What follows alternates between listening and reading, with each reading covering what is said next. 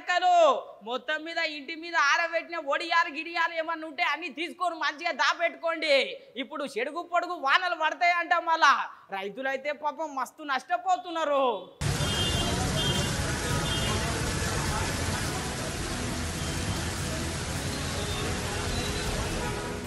నిన్నటి సంధి వానలు దంచి కొడుతున్నాయుల్లో రాష్ట్రంలో ఒకటే ఉరుములు ఒకటే మెరుపులు. రైతన్నలకైతే మస్తు గుబులైతున్నాయి పంటలు ఎక్కడ ఆగమవుతాయో అని.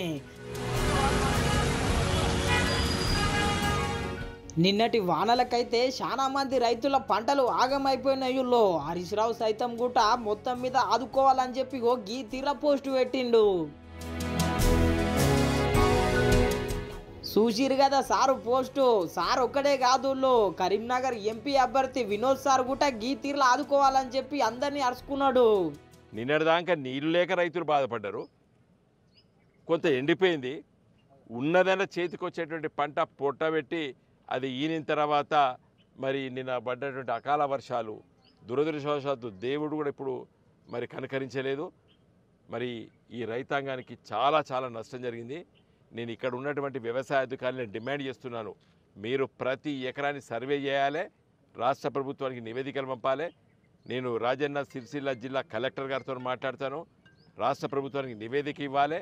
వెంటనే రాష్ట్ర ప్రభుత్వం స్పందించి ప్రతి ఎకరానికి 15,000 నుండి 20,000 రూపాయల వరకు కంపెన్సేషన్ ఇవ్వాలని చెప్పి నేను డిమాండ్ చేస్తున్నాను. చూస్తున్నారు కదుల్లో మీ పంటలు కూడా జర భద్రం. ఇప్పుడు ఎన్నికల సమయం, ఏ ప్రభుత్వం ఆదుకోదు. ఆదుకుంటామని చెప్తారు కానీ అటెనక ఎటో పోతుందా ముచ్చట. ఇక మన పంటలను మనమే జాగ్రత్త కాపాడుకోవాలి. చెడుగు పొడుగు వానలకు చాలా తిప్పలైతుందో ఇంకా ముంగట.